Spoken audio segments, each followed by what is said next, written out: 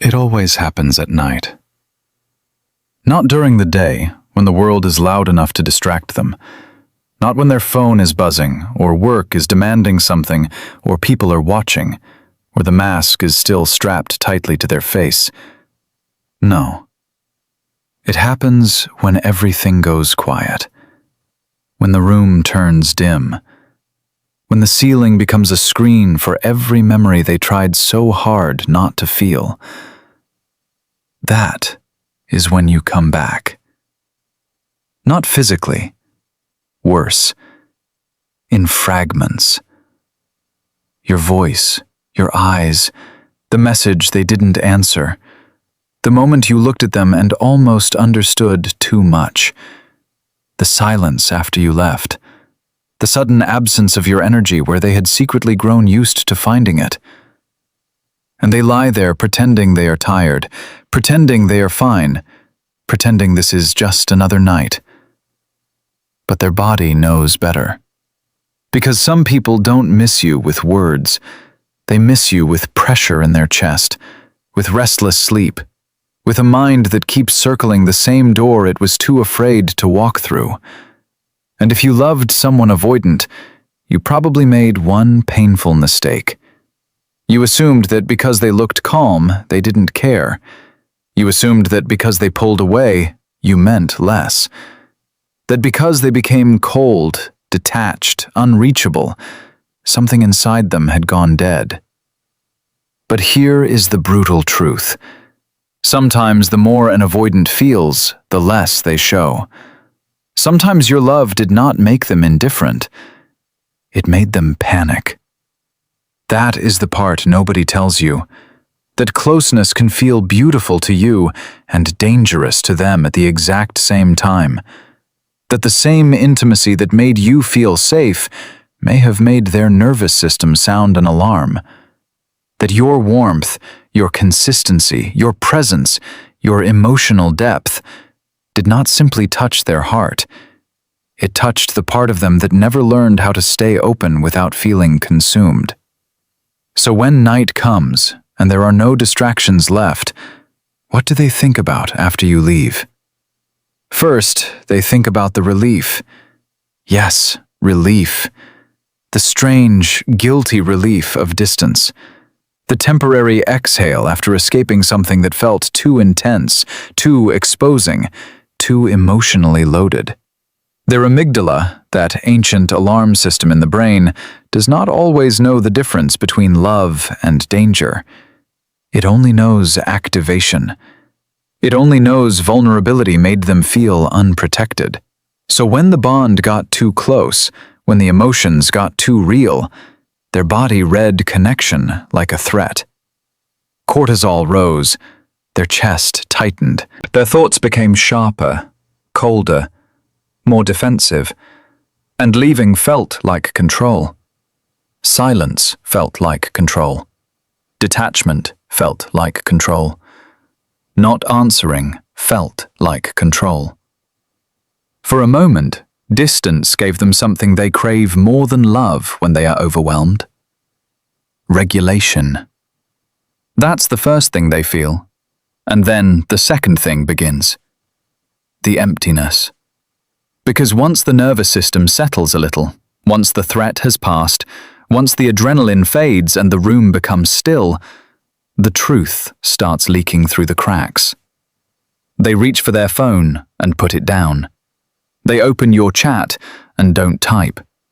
They remember your last conversation and replay your tone, not for what you said, but for what you felt underneath it. They wonder if you hate them now. They wonder if you finally saw them clearly. They wonder if you're done. And that thought disturbs them more than they want to admit. Because avoidants often survive by minimizing attachment while they are inside it. They downplay the bond. They suppress the need. They tell themselves they want space, freedom, less pressure, less intensity.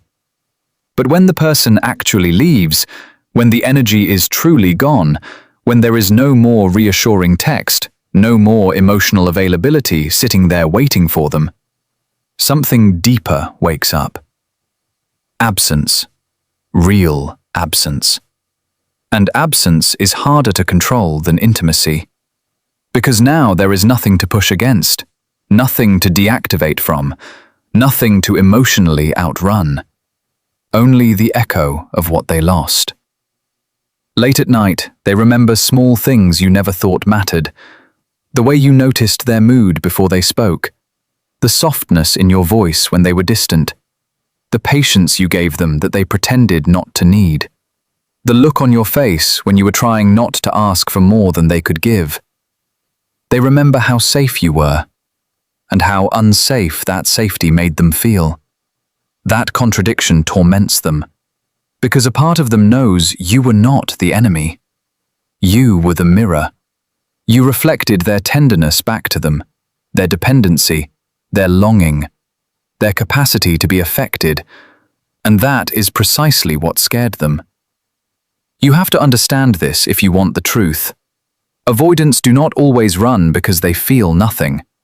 They run because feeling something starts to dismantle the identity they built to survive. The independent one, the untouchable one, the one who doesn't need much, the one who can walk away first and call it strength. But at night, alone, stripped of performance, they meet the part of themselves that did need you, and they hate that part. At least at first. They try to reason it away. They tell themselves you were too emotional, too demanding, too close, too much. They review your flaws because it helps them numb the ache. That is one of the quietest defenses of the avoidant mind. If they can make you seem overwhelming, then leaving you feels justified. But rationalization is a thin blanket on a cold night. Sooner or later, the body tells the truth. The dopamine hit of your attention is gone. The familiar rhythm of your presence is gone. The little emotional stabilizers you offered without even knowing it are gone. And now their system, which once felt smothered by your closeness, starts craving the very bond it rejected. Not in a healthy, fully conscious way, not all at once, but in flashes. They hear a song and think of you. They pass a place and feel it. They imagine you laughing with someone else and their stomach drops. They picture you healing without them, and something inside them tightens. Because now the power has shifted.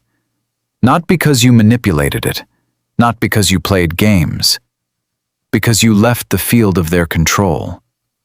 And an avoidant can often tolerate intimacy better than they can tolerate losing access to someone who truly mattered. That is why silence becomes such a powerful force.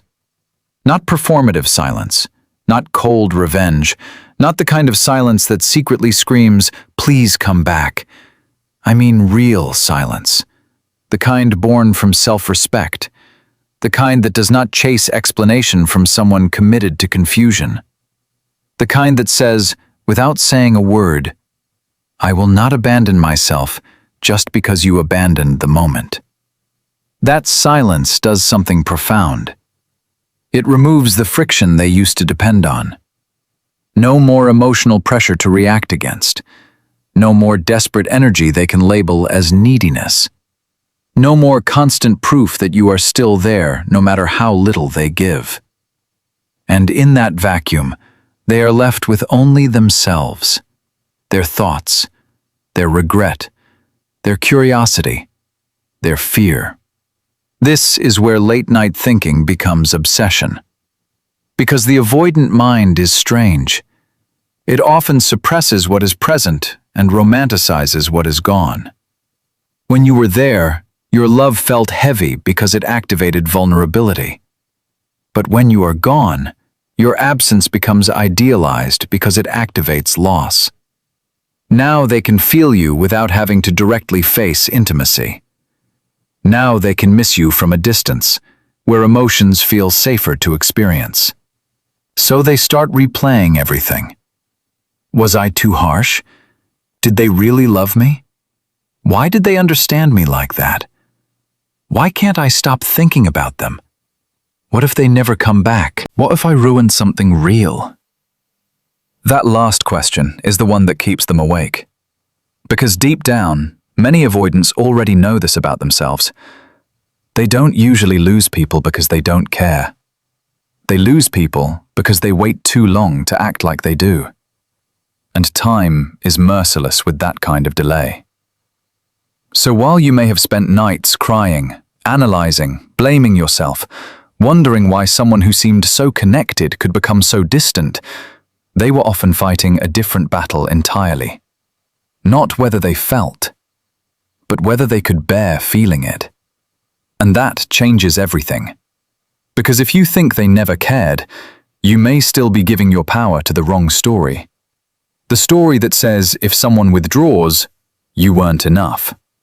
If someone shuts down, you were too much.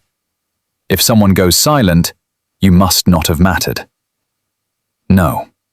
Sometimes you mattered so deeply that they could not stay regulated in your presence. That is not a compliment.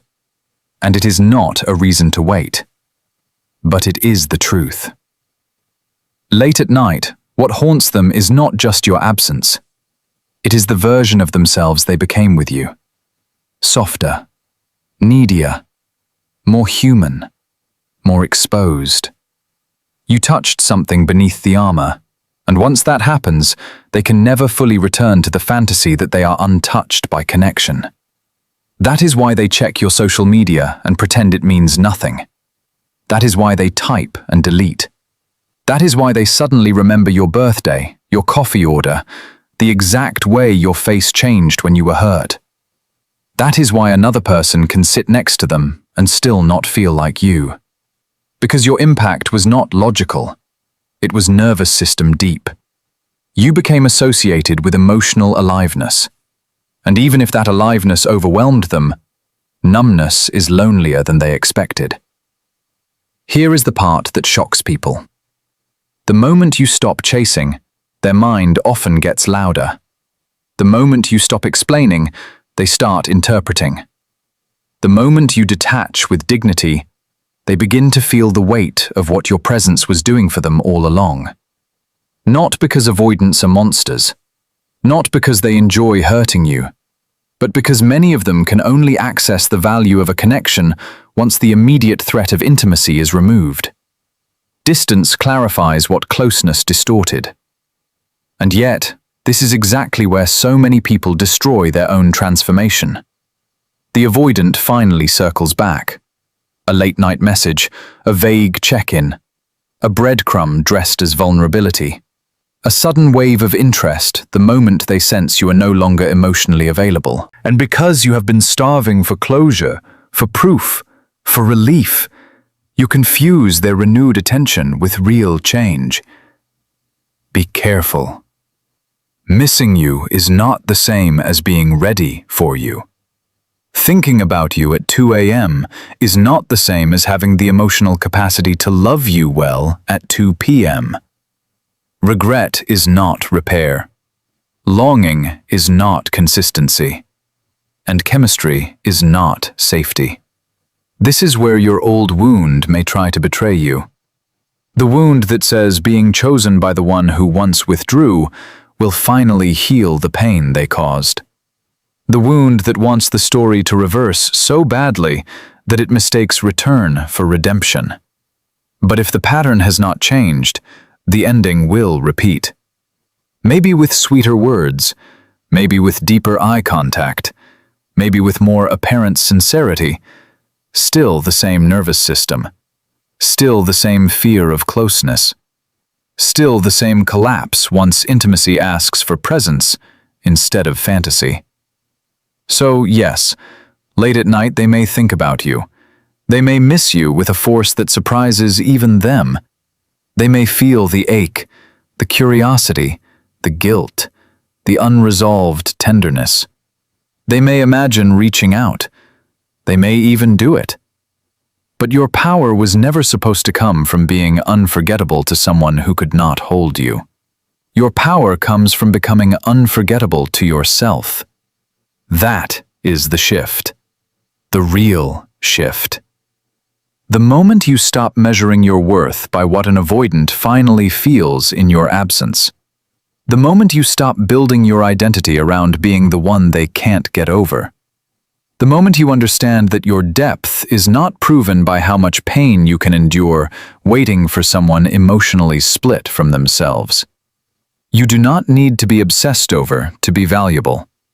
You do not need to be regretted to be worthy. You do not need someone's late-night thoughts if they cannot meet you in daylight.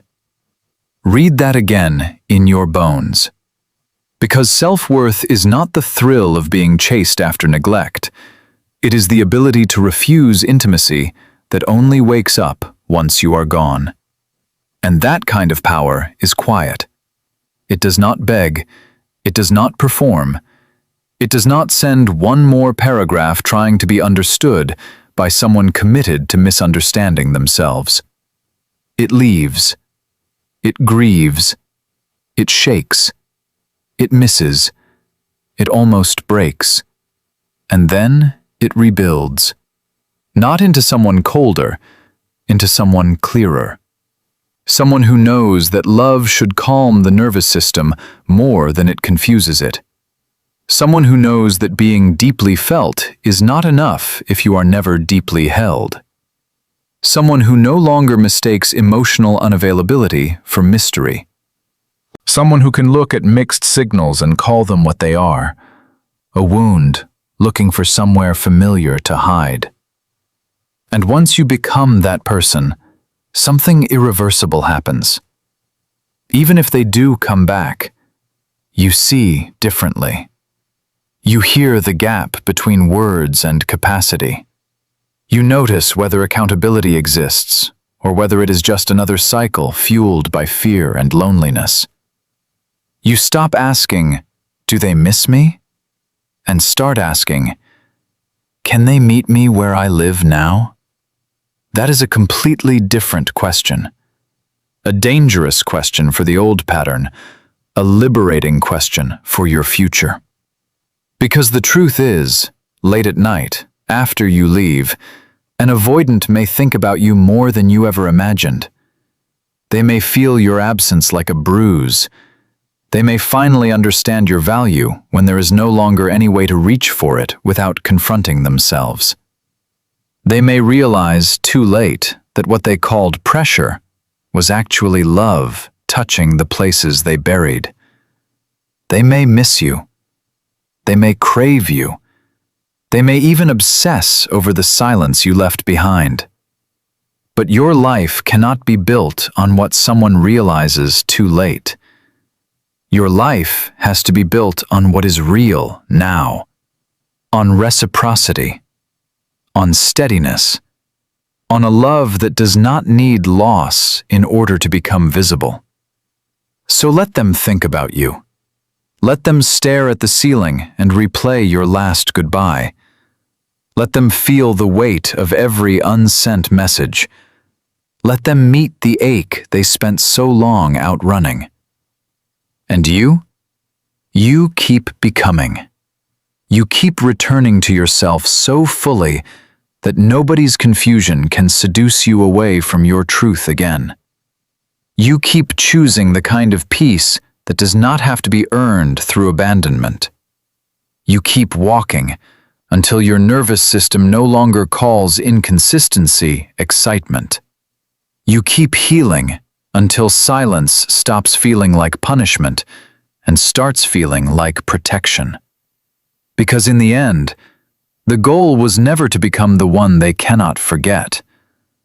The goal is to become the one who no longer needs to be remembered by the wrong person to feel whole. That is power. That is freedom. That is self-worth. And that is why, while they may lie awake at night haunted by what they lost, you will eventually sleep. Deeply. Fully.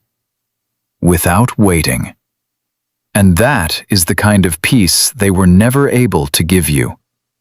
So leave the night to them.